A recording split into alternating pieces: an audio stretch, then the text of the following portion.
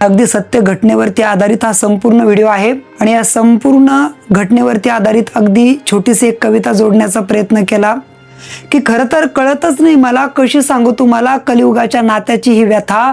Video कॉलवरती जळताना बघितली मुलीने आपल्याच बापाची चिता।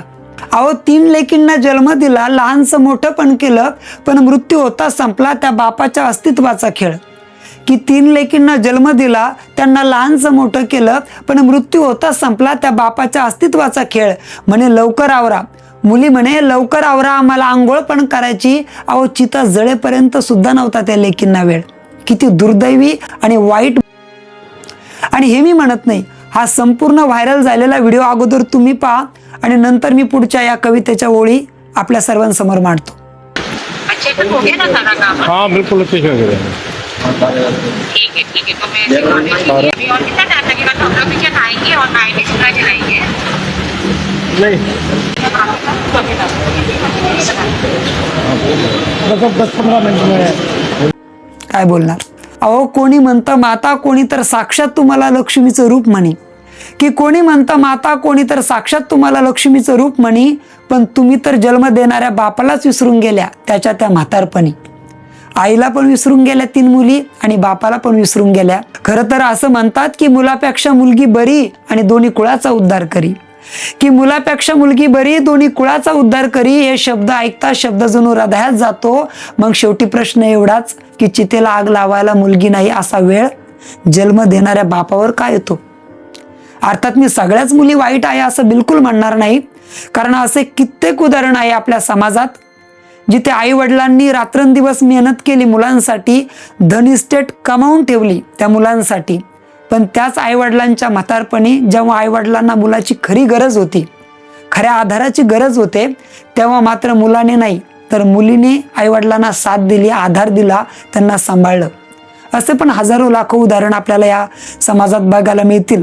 परंतु आपण म्हणतो ना, आपल्या हाताचे 5 बोटं सारखी राहत नाही। थोड्याफार प्रमाणात जरी हा व्हायरल जो झालेला व्हिडिओ आहे त्या पद्धतीने होत असेल तर ही वाईट घटना आहे आणि तिचा निषेध म्हणून मी ही कविता जोडलेली आहे।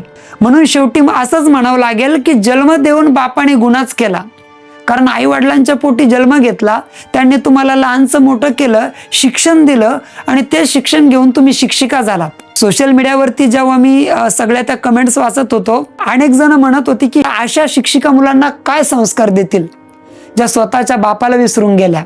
कारण असं म्हणतात की गुरुजीने ऐसे द्यावे धडे, आपुला आदर्श ठेवूनही पुढे। पण अशा मुली ज्या वडिलाच्या शेवटच्या क्षणी होऊ शकल्या नाही, त्या मुलांना काय संस्कार देणार? कारण त्या 3 मुलीपैकी 2 मुली शिक्षिका होत्या। शेवटाकडे येताना मला असं म्हणावंसं वाटतं की त्या 3 मुलींना जन्म देऊन त्या आईवडिलांनी गुन्हाच केला। शेवटी 5100 रुपये देऊन बापाला त्यांनी शेवटचा निरोप दिला। किती दुर्दैवी आणि वाईट घटना घडली या कलियुगामध्ये, काय बोलणार? आणि मंडळी, ही कविता हरियाणातील सोनीपत येथील एका सत्य घटनेवरती आधारित मी ही कविता जोडण्याचा प्रयत्न केला। वृद्धाश्रमात राहणारे शिवचरण रामरतन गुप्ता हे पूर्वी खूप मोठे एक व्यापारी होते आणि म्हणतात की त्यांना त्यांच्या बिझनेसमध्ये धंद्यामध्ये लॉस झाला आणि त्यांना होत्या त्या 3 मुली। त्यांनी आपल्या मुलींना शिकवलं, स्वावलंबी केलं, मात्र त्यांच्या निधनाची बातमी समजून सुद्धा कळून सुद्धा 3 पैकी 1 ही मुलगी त्यांच्या अंतिम दर्शनासाठी किंवा त्यांच्या अंत्यसंस्कारासाठी आली नाही। अखेर वृद्धाश्रमानेच त्यांचा अंत्यसंस्कार केला आणि मुलींनी केवळ व्हिडिओ कॉलद्वारे त्यांचं दर्शन घेतलं आणि त्यांना शेवटचा निरोप दिला। काय बोलणार? असो, कदाचित यालाच कलियुग असे म्हणतात।